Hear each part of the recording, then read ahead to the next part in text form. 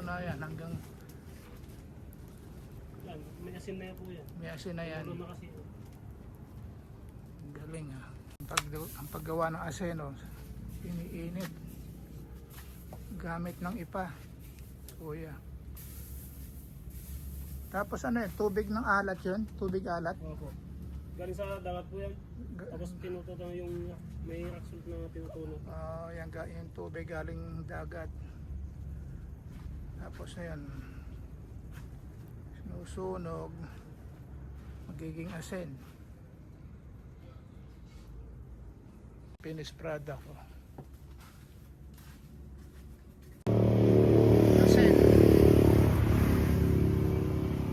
Gawaan ng asin dito eh.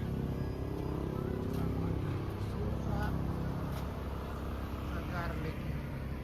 Yan na yung suka mo.